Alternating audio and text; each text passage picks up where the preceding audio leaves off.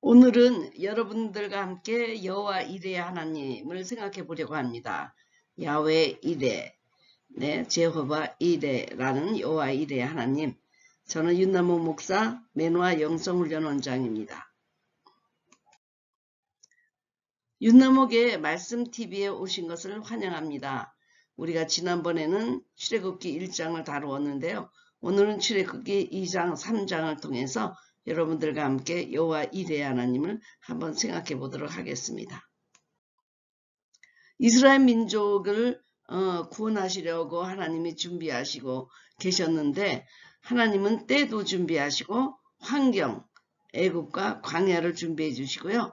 그리고 사람들, 사건들, 산파, 공주, 이드로, 모세, 아론, 이런 모든 사건과 사람들을 통해서 이스라엘 민족을 구원하시려는 하나님의 계획이 있으셨습니다. 그래서 주님의 타이밍이 있고요. 주님이 허락하시는 환경이 있고, 그리고 주님이 허락하시는 사건들, 사람들이 있습니다. 저는 지금까지 언약의 하나님을 말씀을 드렸습니다. 그런데 언약의 하나님이 약속을 이루어 가시면서 여호와 이레 하나님으로 우리와 함께 하신 것을 우리가 만나보았습니다. 아브라함에게 이삭을 바치라 그러면서 수양을 준비해 주신 주님, 그리고 후손을 창대하게 하시겠다는 아브라함과의 약속을 지키시기 위해서 주님께서는 이제 요셉을 애굽으로 먼저 보내시고, 또 기근의 양식을 준비하게 하시고, 야곱과 가족들을 고센 땅으로 내려가서 기름진 땅에 내려가서 400년 동안 백성을 증거하게 하신 하나님. 그래서 주님의 모든 약속 때문에 사라도 지켜주시고 하갈도 지켜주시고, 그러면서 하나님이 그들에게 후손이 끊어지지 않는 일을 위해서 계속해서 약속을 지켜오셨습니다. 그래서 그 언약의 하나님을 뒷받침하기 위해서 하나님의 또 어떤 성품이 나타나냐 하면 하나님 이레의 하나님이 우리에게 나타납니다. 그래서 우리는 주님이 약속하셨으면 걱정하지 않고 성취하실 것을 믿어야 되는데, 왜냐하면 여호와 이레의 하나님이 사건마다 준비하시고 인도하시고 계획하시고 그리고 공급하시기 때문입니다. 그래서 우리는 항상 기도할 때 주님이 우리에게 공급하시는 거 너무나 감사합니다. 그런 기도를 빼지 않고 하게 되는 것입니다. 그리고 지난번 성경 공부에서는요, 십부라와 부활을 준비하시는 하나님에 대해서 배웠습니다. 가장 연약한 여인들을 통해서 하나님께서는 바로와 싸우게 하시고, 그리고 하나님을 두려워하고 경외하고 바라보게 하시면서 생명의 하나님이 승리를 가져오도록 십부라와 부활이라고 하는 아주 연약하고 힘없는 여자들, 그 권력 앞에서 하나님을 바라볼 수밖에 없는 이 여인들을 통해서 하나님이 또 구원의 드라마를 시작하셨습니다. 그리고 주님은 그 십부라 부활을 통해서 모세를 살려주시죠. 그래서 출애굽기 2장 1절부터 4절에는 레위 가족 중 한 사람이 가서 레위 여자에게 장가들어 그 여자가 임신하여 아들을 낳으니 그가 잘생긴 것을 보고 3달 동안 그를 숨겼으나, 이래서 레위 가족 중 또 레위 지파의 여자 남자가 결혼해가지고 모세라는 아들, 그러니까 앞으로 장차 큰 그 해방의 역사를 이끌고 갈 그 지도자를 준비해 주셨습니다. 하나님께서는 이 레위 지파인 모세의 부모들을 준비하시고 또 형제들을 준비했는데요. 이렇게 모세가 잘생긴 것을 보고 얘는 죽일 수 없다, 살려야 되겠다, 그리고 숨기고 키우다가 더 이상 키울 수가 없으니까 지혜를 짜서 나일 강가에 버리게 됩니다. 그러니까 네가 나일 강가에 빠져 죽으라, 그리고 굶어 죽으라, 그리고 버린 것이 아니라 이들이 기도하는 마음으로 어떤 구원의 역사를 기다리는 그 지략을 폈던 것 같습니다. 그런 지혜를 주신 분도 주님이시고, 그리고 그 누이가 가서 내가 가서 당신을 위하여 히브리 여인 중에서 유모를 불러다가 이 악에게 젖을 먹이게 하리이까 하면서 바로의 공주에게 이 모세를 이양하는 그런 지혜를 이 가족이 가졌는데, 그러한 레위 지파의 이 가족들을 하나님이 준비하셨던 것입니다. 하나님이 그 모세를 애굽 공주에게 눈에 뜨이게 한 것, 이것도 결코 우연이 아니고 주님의 섭리라고 생각합니다. 그래서 바로의 딸이 유모에게 젖을 먹이게 하고 그 아이가 좀 자랐을 때는 바로의 딸에게 들어가서 이름이 모세라는 이름을 갖게 됩니다. 왜? 물에서 건져냈기 때문입니다. 바로 이것은 모세가 앞으로 애굽 궁전에 와서 그 바로 왕과 백성을 구원하기 위해서 어떤 투쟁을 할 때 바로 이 애굽 궁전에 대해서 모든 사정을 잘 알게 하시려는 주님의 의도라고 생각합니다. 여기에서 자라나면서 애굽 왕국에 대해서 애굽에 대해서 미리 다 경험하게 하시고 주님이 그 애굽 땅끝에 내려가서 다시 백성을 구하는 일에 하나님이 모세를 사용하시게 되는 것입니다. 애굽의 생활을 40년 되었을 때 하나님은 애굽 궁전에서 이제 어떤 사람을 모세가 죽이게 되면서 다시 미디안 강야로 나가게 하시는 사건을 만드십니다. 그러니까 애굽 궁전에서 이제 쫓겨나게 되겠구나 하는 것이 아니라 여기도 준비하시는 하나님이 미디안 광야로 가서 광야 생활을 40년 동안 함으로 이 민족들을 다시 광야로 이끌어 나올 때 광야 시대에 지도자가 되게 하기 위해서 하나님은 40년 동안 훈련하시는 것입니다. 그래서 애굽 궁전에서 미디안 광야로 나가서 사람을 죽여서 나가게 된 이 사건도 하나님이 그러기 위해서 만들어 가시는 그런 구속사의 역사인 것입니다. 그리고 미디안 광야에서 우리가 그 이드로의 그 가정을 만나게 되고 아내 시보라와 결혼하게 되는 것입니다. 거기서 아들을 낳아서 게르솜이라고 하여 이르되 내가 타국에서 나그네가 되었습니다 하였더라. 그래서 타국에서 나그네가 된 것을 이름을 게르솜이라는 이름을 지어주면서 아내 시보라와 가정에서 생활하기를 또 40년. 그래서 80년 동안 그 하나님은 모세를 준비하는 것이죠. 그러니까 그 이드로의 가정도 또 시보라 이 모두가 하나님이 이들을 광야에서 먼저 훈련시키고 애굽에 보내서 애굽에 있는 사람을 광야로 이끌어내올 때 다 그것을 지도력을 발휘할 수 있도록 하나님이 준비하시는 환경이었던 것입니다. 이윽고 모든 것이 다 준비가 되니까 주님은 모세를 부르십니다. 그래서 모세가 지나가다가 뒤에 뭐가 이렇게 불이 나니까 돌이켜 가서 그 광경을 보게 됐죠.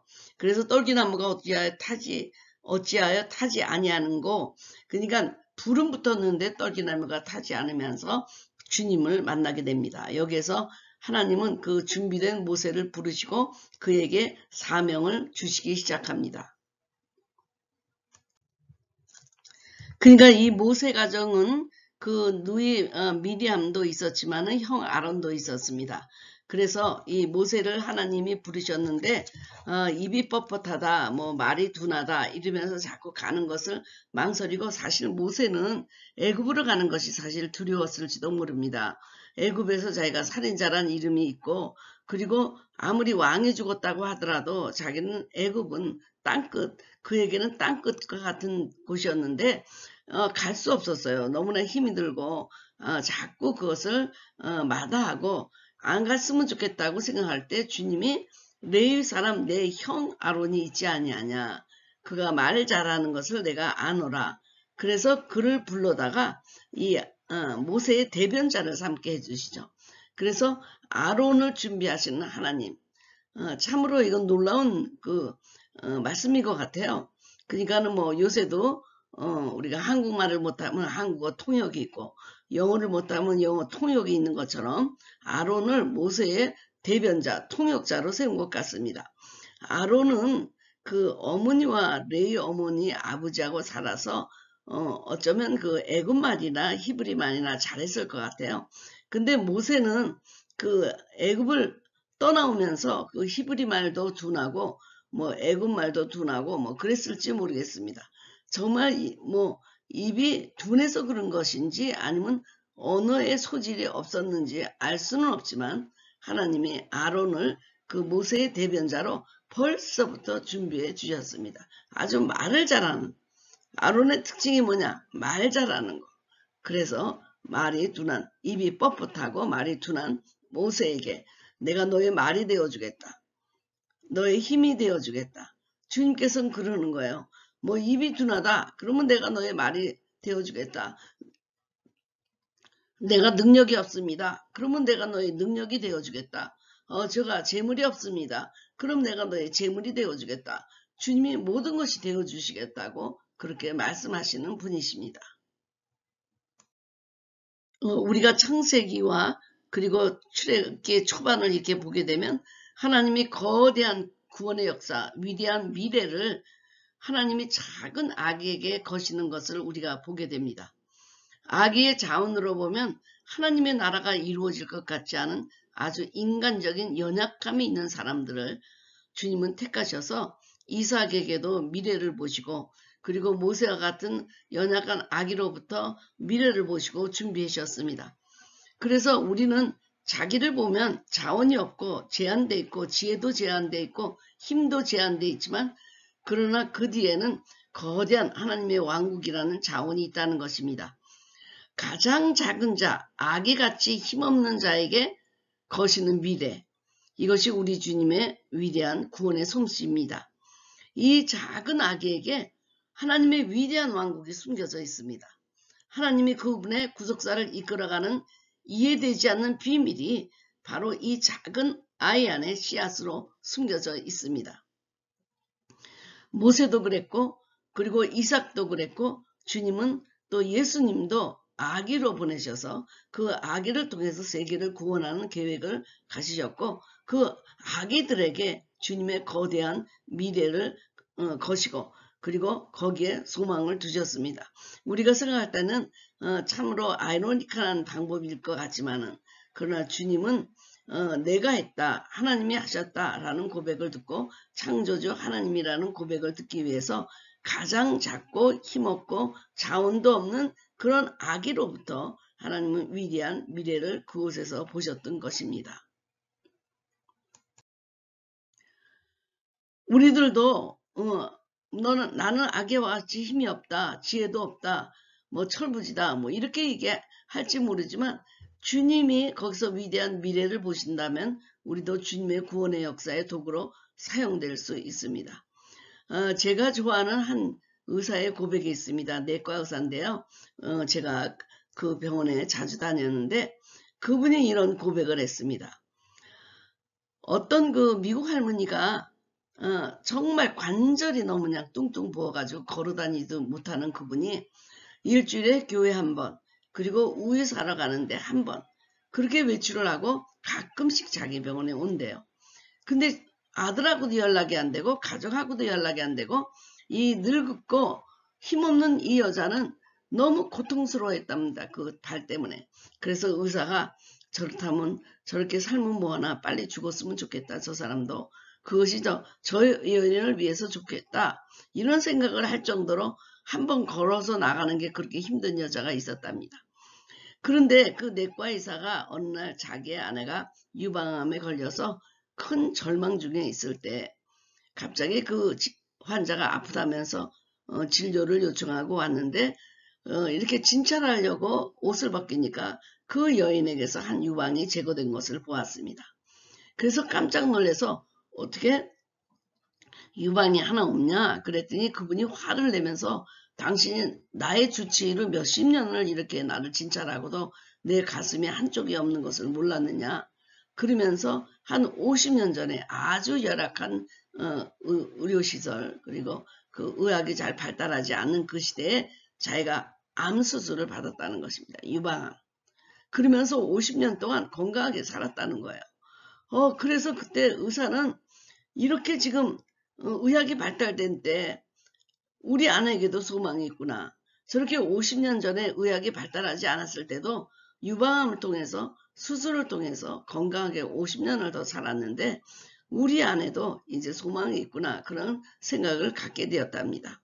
그리고 그 여성은 다시 병원을 오지 않았고 나중에 그 사람이 사망했다는 것을 알게 됐다는 것입니다. 그랬을 때 이 의사의 고백이 저를 감동시켰습니다. 하나님이 왜 그 다리의 고통을 갖고 관절염의 고통을 갖고 그런 사람을 오랫동안 살게 하셨을까? 그것은 자기에게 우리 아내도 살 수 있다는 소망을 주기 위해서 그 여자가 존재했구나. 그런 생각이 들었다는 거예요. 살아서 뭐하나? 저 삶에 무슨 의미가 있나?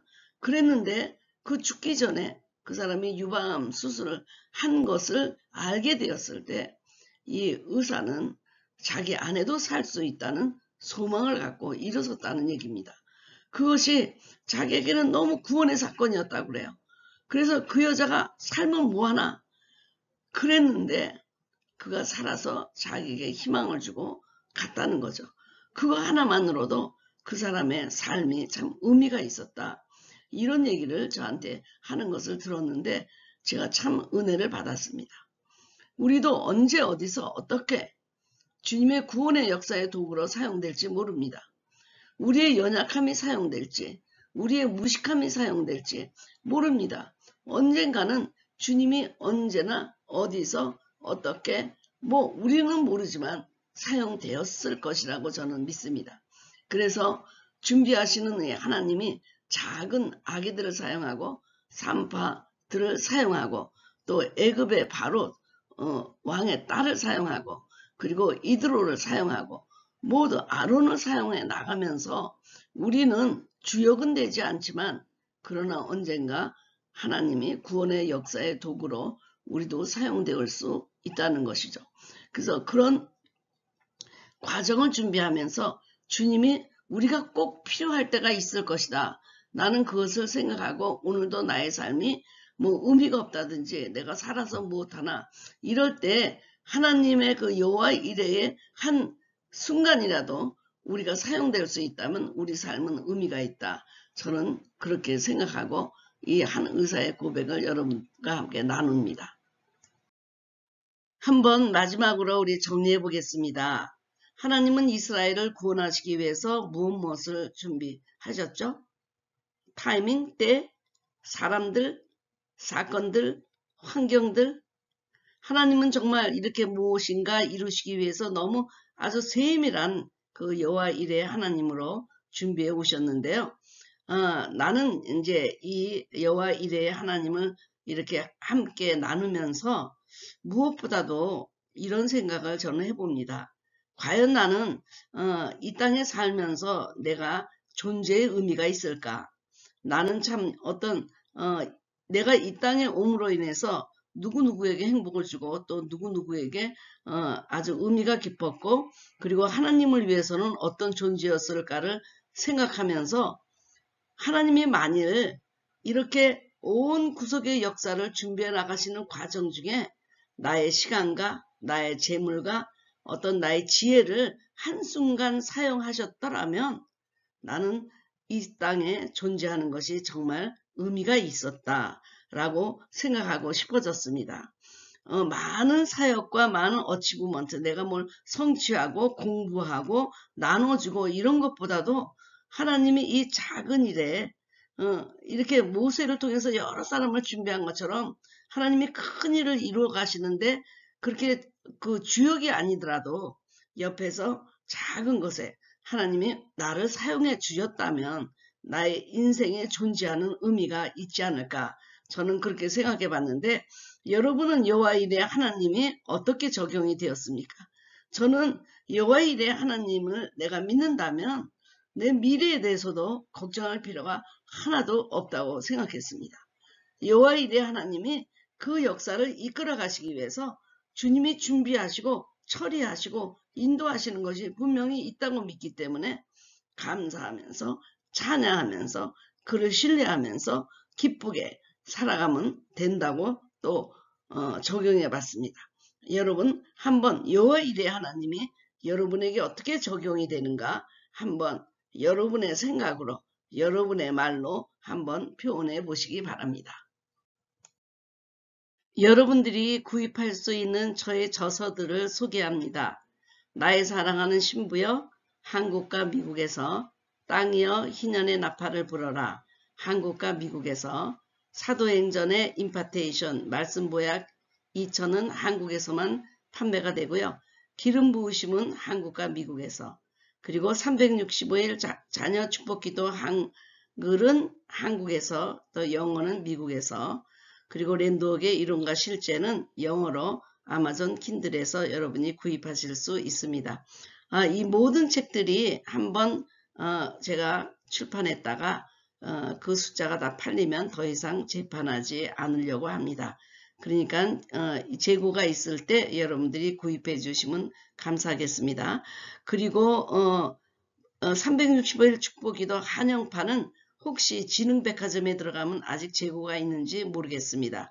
그러나 이 365일 축복기도 한글이나 영어로 여러분들이 소장하시면 365일 동안 여러분들의 자녀를 위해서 기도를 하늘에 쌓고 땅에서 열매를 맺는 귀한 유산이 되리라고 생각합니다.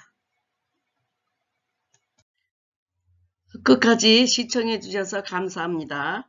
만일 여태까지 내용이 좋으셨으면요, 좋아요 그리고 또 알림 설정까지 해주시면 감사하겠습니다. 그 전에 거가 애굽으로 내려가라, 힘없는 여인들, 이런데 또 여러분이 동영상을 보시고 구속사적인 흐름을 이해해 주시면 감사하겠습니다. 끝까지 신청해 주셔서 감사드리고요. 다음엔 또 다른 주제로 만나 뵙겠습니다. 감사합니다.